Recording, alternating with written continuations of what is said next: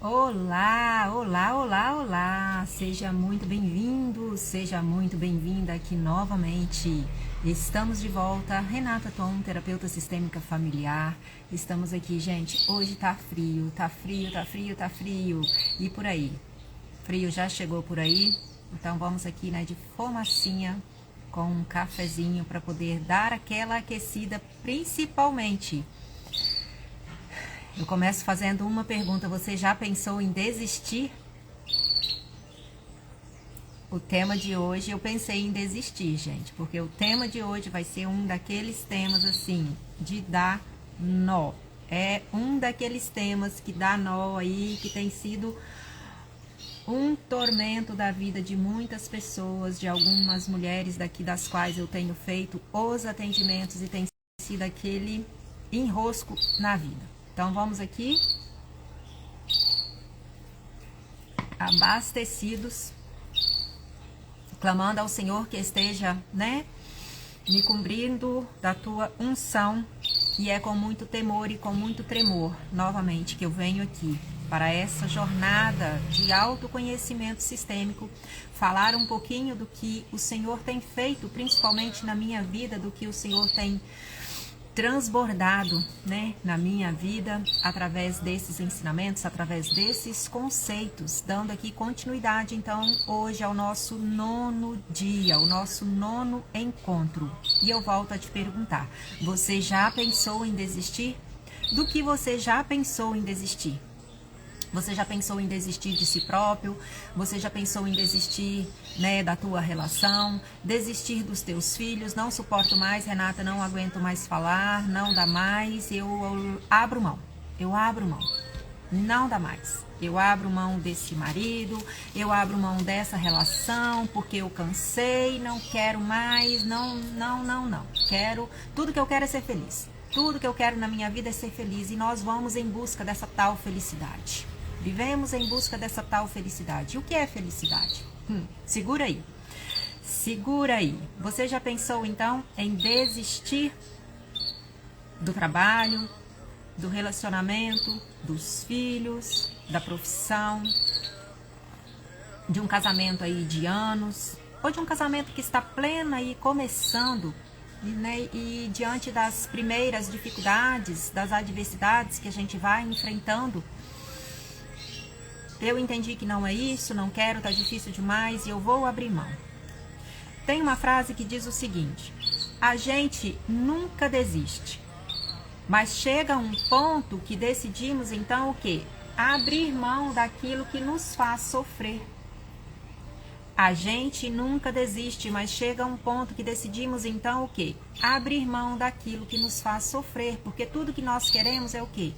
Ser feliz, amar, ser amado, ser alegres, estar em plena comunhão. E por que é tão difícil então mantermos esse lugar? E a exemplo aqui da Bíblia, eu quero trazer um exemplo que retrata muito bem sobre essa questão. Dor é inevitável, sofrimento é opcional.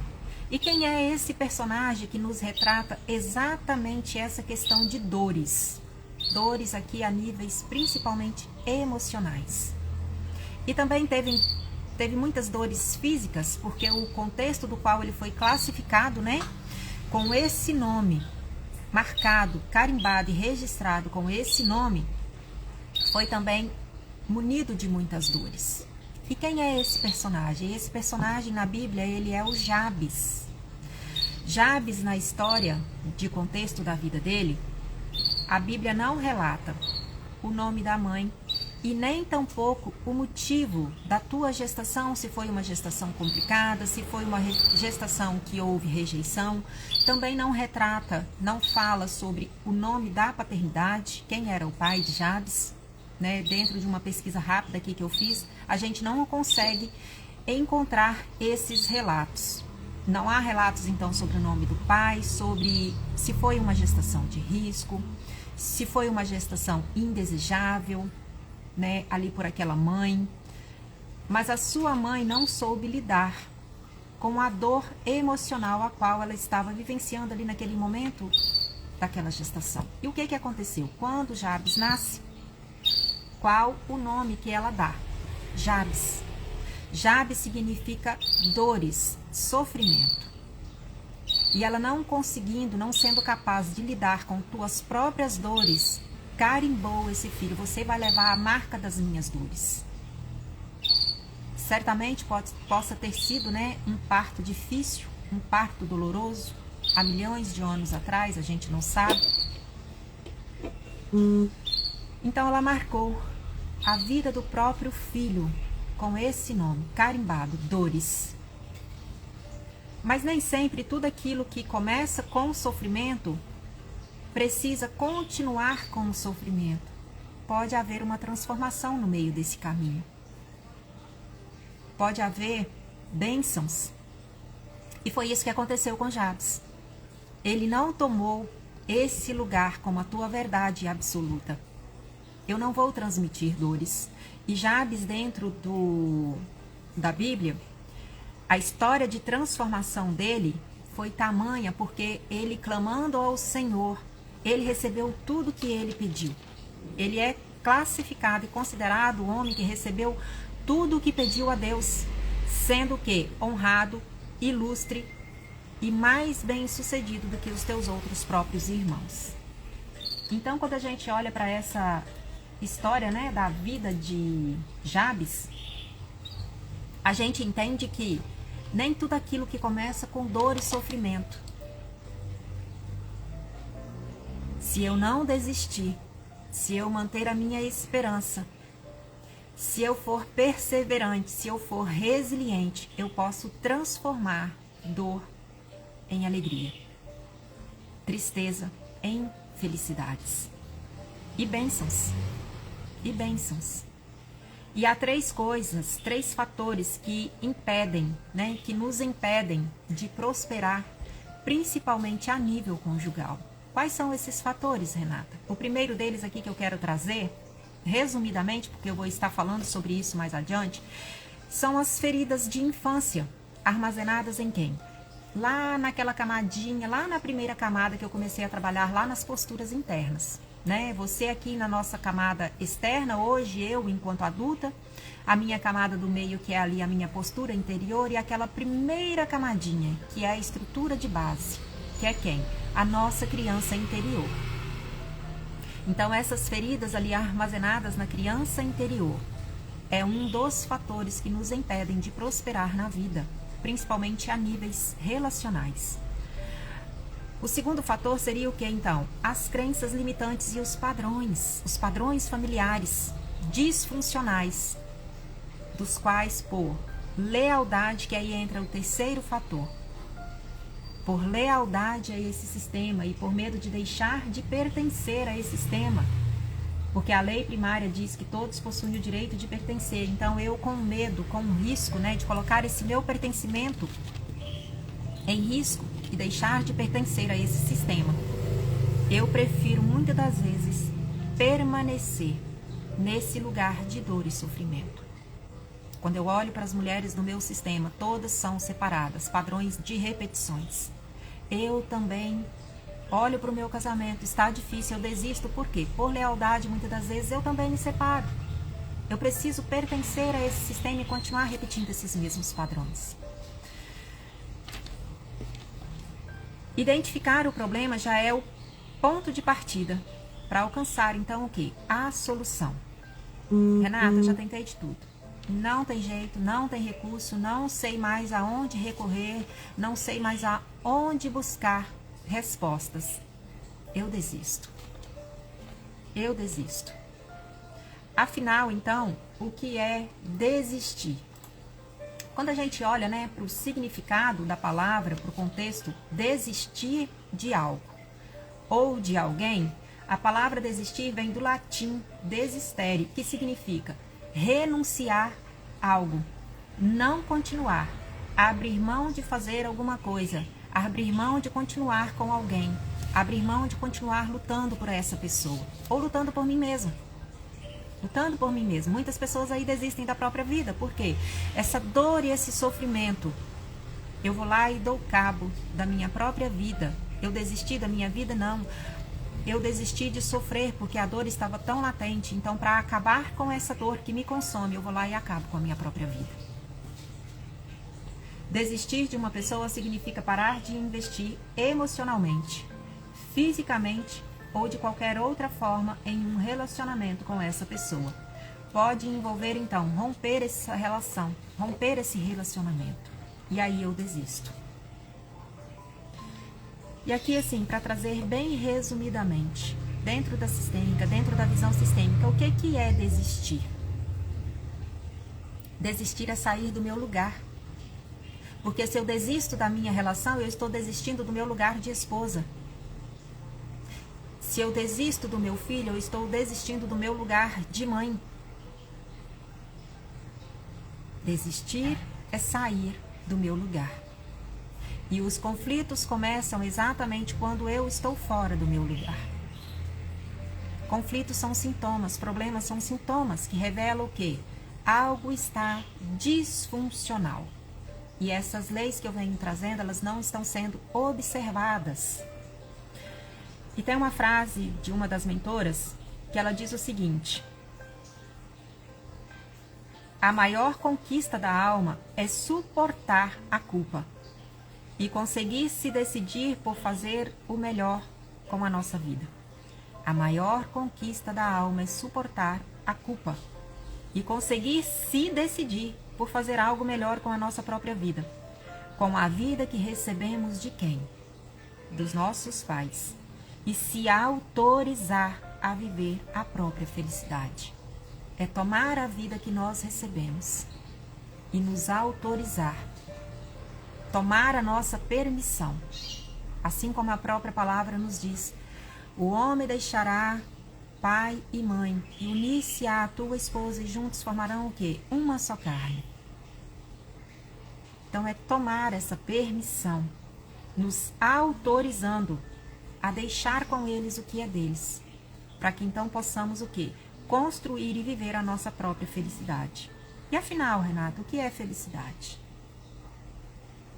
O que é felicidade? Como eu falei no início, né? A gente vive aí buscando a felicidade. Não tá bom aqui, eu vou mudar lá para os Estados Unidos. Lá nos Estados Unidos chegou também, não tá bom, eu vou lá para a Itália. Na Itália também não tá bom, eu vou lá para o Japão. Eu estou em busca da felicidade. Eu quero encontrar essa felicidade em algum lugar. Não vai encontrar. Não vai encontrar.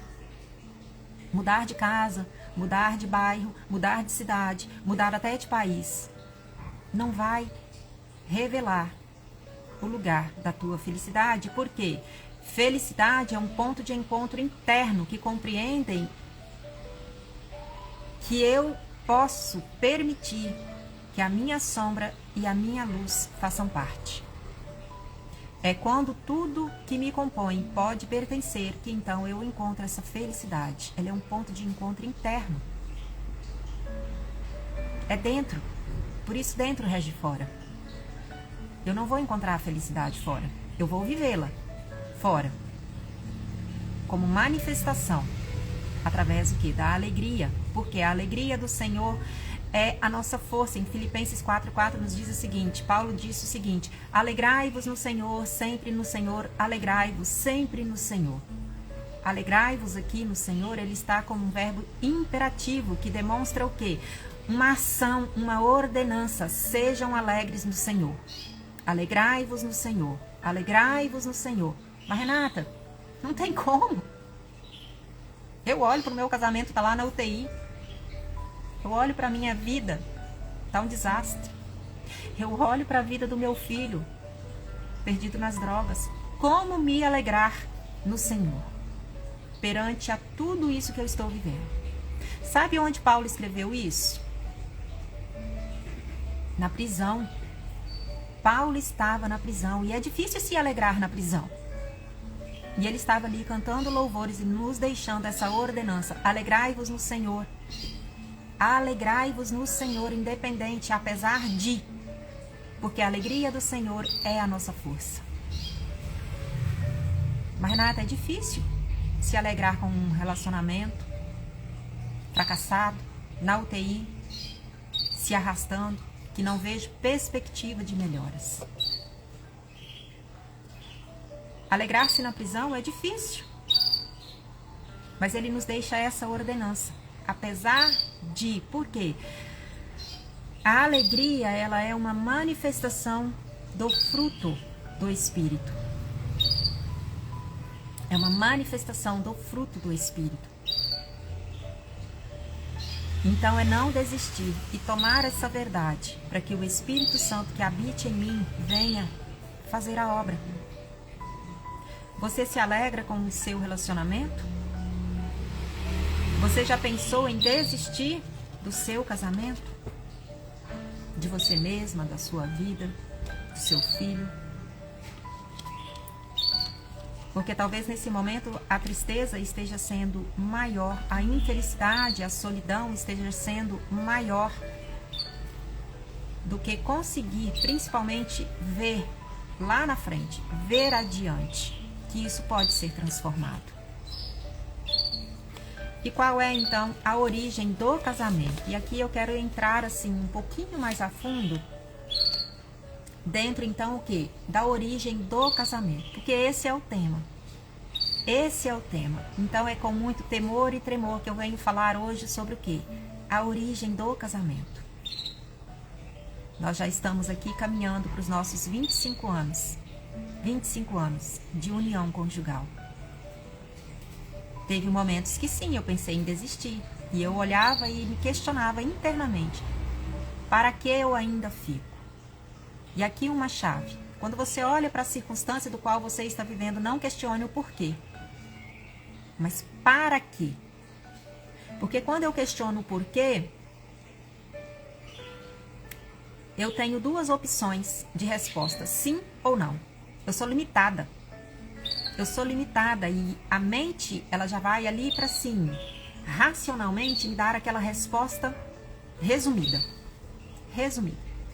Mas quando eu começo a me questionar, para quê? E se de repente você esteja aí vivenciando determinadas situações que você olha e você não vê solução, comece a se questionar, para que eu estou passando por isso? O que o Senhor quer me mostrar? O que eu preciso aprender com isso? Que eu estou vivenciando dentro dessa relação. Para quê?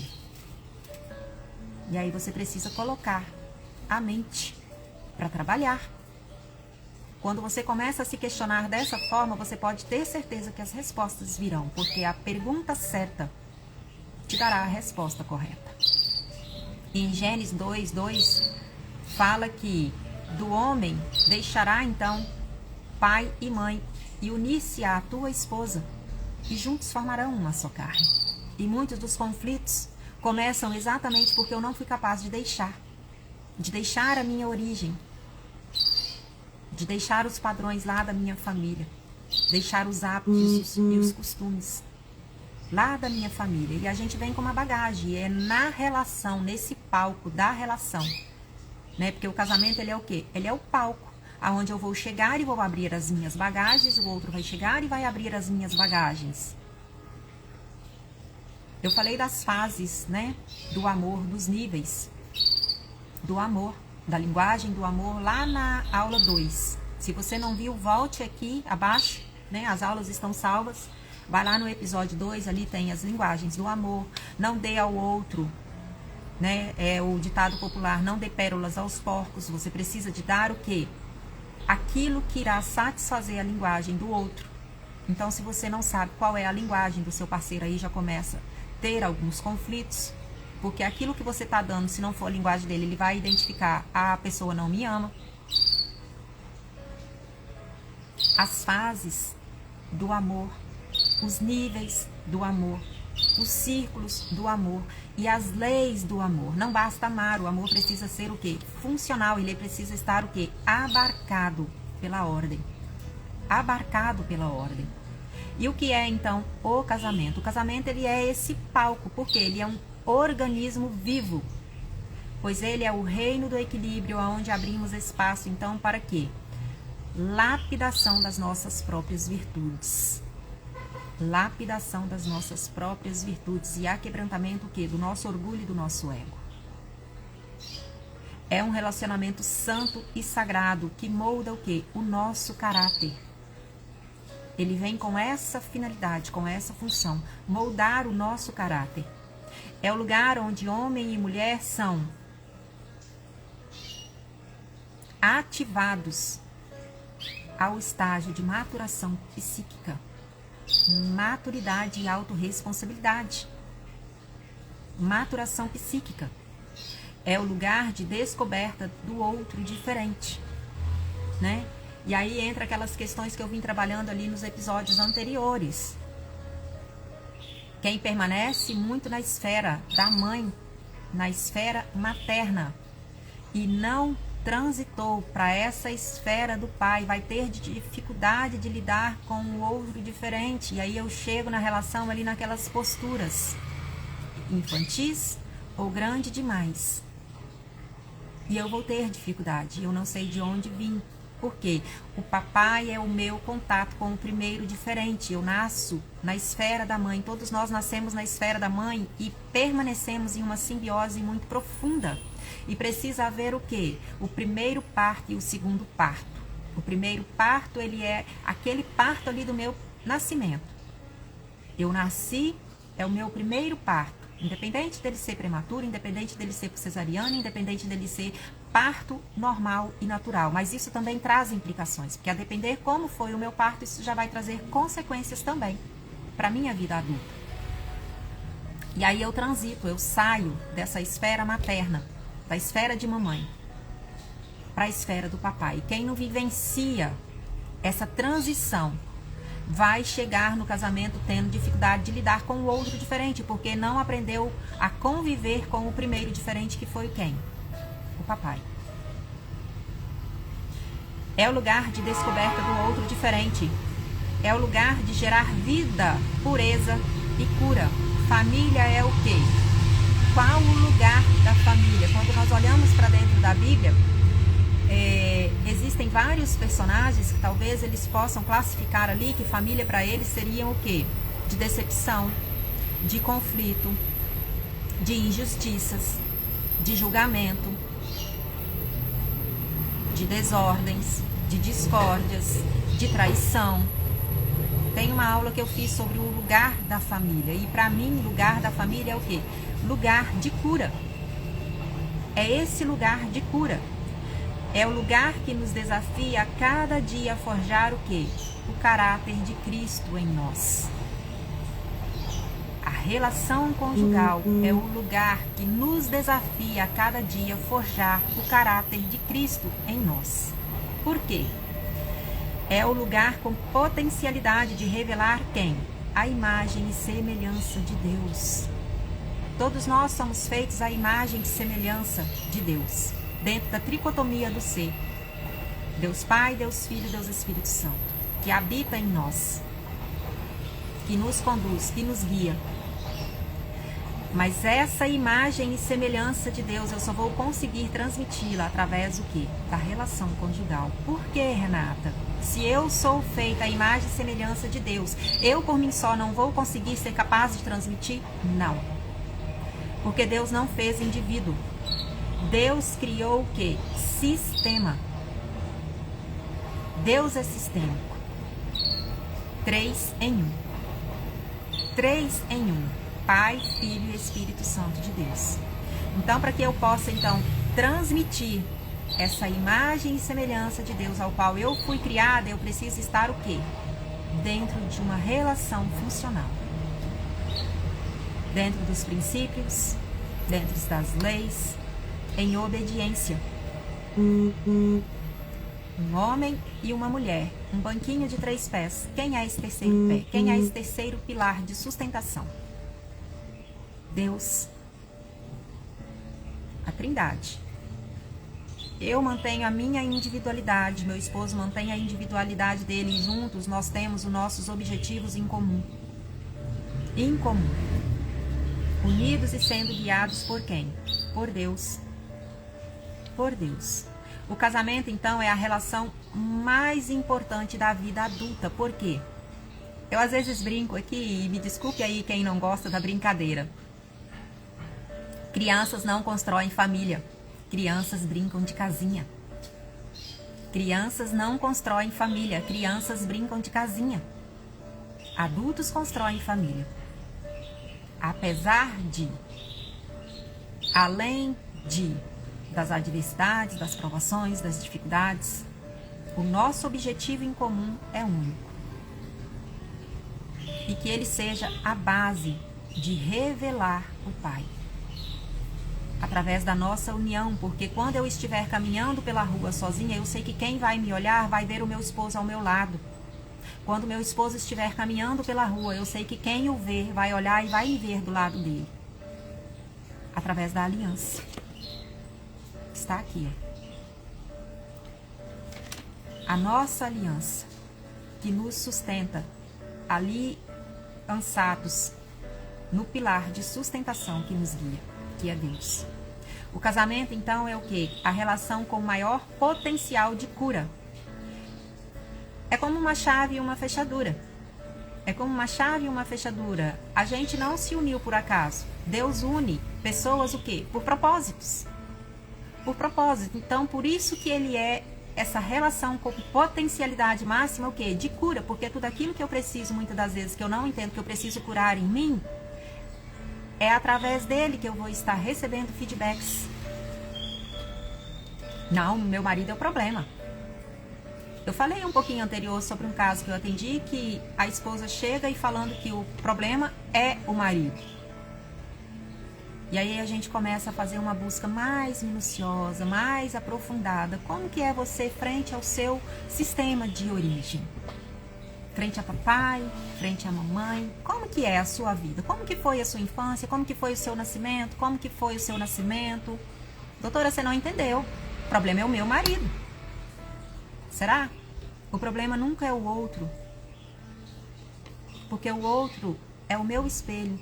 Tudo aquilo que bate no outro e me incomoda, que eu vejo no outro que me irrita, aquele ranço, né, que eu vim trabalhando aqui das posturas internas, aquele ranço que me dá, que eu não sei nem o que eu faço.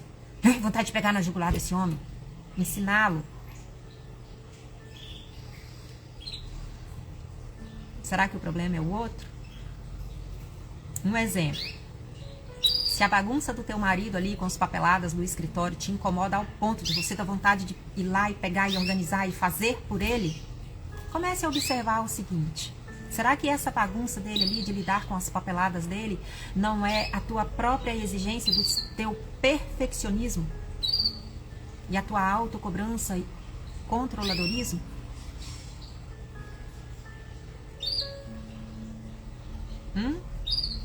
Como que isso te toca? Será que a bagunça do outro que te incomoda tanto a esse ponto de te fazer ali falar ou sair bufando, te tirar do salto, te fazer descer do salto? Ele faz de consciência leve, tranquila, tranquila. Apesar de que muitas das vezes a bagunça externa que eu manifesto é um reflexo do meu próprio interior.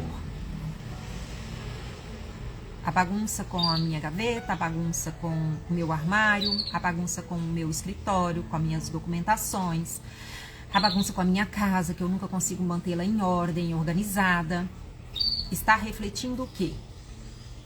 A minha própria bagunça interna, o meu interior. Mas quando isso me incomoda ao ponto de ser a bagunça do outro, então eu preciso olhar para mim. Será que eu estou organizada demais ou estou exigente demais? Porque o perfeccionismo, o próprio perfeccionismo, ele vem de uma raiz o quê? De rejeição. Feridas lá da infância. Então tudo que o outro, chave e fechadura. Por isso é um palco com potencialidade máxima o quê? De nos promover curas. Curas. Casamento é o palco onde o amor então pode fluir. E o que é o amor? Para que esse amor possa fluir, né? Eu trago aqui novamente um lembrete. Não basta amar, o amor precisa ser funcional. E para que esse amor seja funcional, ele precisa estar o quê? Abarcado pela ordem. Abarcado pela ordem. A caneca. A caneca, a xícara, a garrafa, a jarra, é a ordem. Aqui tem café. aqui tem água. O amor é o líquido que está aqui dentro. Se eu abro essa garrafa ou se eu viro essa caneca, o que, que vai acontecer com esse líquido? O que, que vai acontecer com esse café? Vai fazer uma bagunça. Vai manchar aqui minha folha, meu caderno, vai manchar minha mesa. Essa água vai molhar, vai estragar. Se cair aqui no teclado do computador, vai danificar. Então, é exatamente isso. O amor precisa estar abarcado pela ordem. Se ele não estiver abarcado pela ordem, ele se torna um amor disfuncional. E qual é a origem, então, dos problemas conjugais? Para resumir e terminar aqui, que tem um cliente já me chamando lá na porta, gente. O que você vive é conexão ou desconexão? O que se manifesta? Alegria, tristeza ou profunda solidão? Falta de diálogo, perda de intimidade, rotina, falta de visão em comum. A origem dos problemas na relação, ela começa o quê? Como lá no Éden. Eu não, Senhor, a mulher que tu me destes. Na exclusão e na divisão. Por quê? Casa dividida não prospera. E 5 fatores graves aqui, resumidamente, antes de você dizer, então, não deu certo, eu desisti porque nós temos incompatibilidades de gêneros. Nós não somos compatíveis. Nós achamos, estávamos aqui fazendo um teste, uma experiência, para ver se ia dar certo. Lembrando que namoro é processo seletivo e precisa ter fases de entrega, porque relacionamento é o palco do equilíbrio. Então, se eu pulo essas etapas, se eu já começo ali entregando tudo logo de início, já entrou em desequilíbrio essa relação. Namoro é processo seletivo. Para quem aí é novinha, namoro é processo seletivo. Nós estamos nos conhecendo, nós estamos aprofundando, estamos assumindo um compromisso. Namoro é processo seletivo. Por quê? O primeiro fator aqui que gera, né, essa divisão, de você chegar a ter conflitos na relação, é a despolarização. Despolarização é o quê? Inversão dos papéis, é sair do meu lugar de esposa, porque quando eu estou despolarizada nas minhas energias, ou o outro na energia dele, nós estamos fora do nosso lugar. O segundo seria o quê? O empilhamento emocional. Ocorre quando nós tornamos reativo um barril de pólvora. A voz do outro já me irrita. Eu não sou capaz de suportar a voz do outro. E aí entra o quê? A perda da paixão física. Tudo no outro me irrita. Porque estamos o quê? Despolarizados. É como um imã. Negativo, negativo, repele. Positivo, positivo, repele. E quando nós estamos despolarizadas, principalmente a mulher, muito no masculino, ela vai estar na vida competindo com o masculino. Então vai o quê? Repelir. E para haver a junção, os próprios órgãos, né, de conexão masculino e feminino. Conecta. Então é no mais e no menos que haverá essa conexão. Perda do compromisso. Você se ocupa com tudo. Com os amigos, com o mundo lá fora, enfia a cara no trabalho, o quê? Para não ter que chegar em casa e se deparar com a real situação que ali está. E aí, então, chega o quinto fator, que seria o quê? As histórias de incompatibilidade, que são nada mais, nada menos que as suas desculpas e as suas justificativas para não entender que tudo isso aqui levou a esse quinto ponto. Fazer o amor dar certo é difícil. É difícil. E todo esse jogo de sofrimento humano se sustenta o quê? No eu psicológico. No eu psicológico, no ego, no orgulho, na falta de perdão. Principalmente na falta de perdão e auto-perdão. Então, a origem do mal na relação é o quê? Essa ruptura. O ego, o eu, o orgulho, falta de perdão, de auto-perdão, a divisão, a exclusão, a acusação e a falta do objetivo em comum. Para entender a raiz do problema, então, na relação, é preciso o quê? Olhar para as origens. Eu vou estar falando mais adiante sobre isso aqui, porque nós somos constituídos por esferas. E cada esfera, às vezes eu olho, a minha questão é conjugal, o meu problema é no relacionamento. Segura por aí, fique por aqui, porque eu vou lhes trazer algumas outras ideias aí para clarear e orientações para clarear tudo isso que você está vivenciando. Beijo no coração. Está aqui abaixo, as aulas estão todas salvas aqui no feed, né? Maratona aí, hoje foi o nosso 9º dia, relacionamento conjugal e os conflitos dentro da relação. Encaminhe para alguém, se estiver alguém aí precisando, né? Ter uma luz, ter um olhar além de uma visão diferente, para talvez aí assim, não desistir do que está vivenciando. Há uma solução, há uma solução.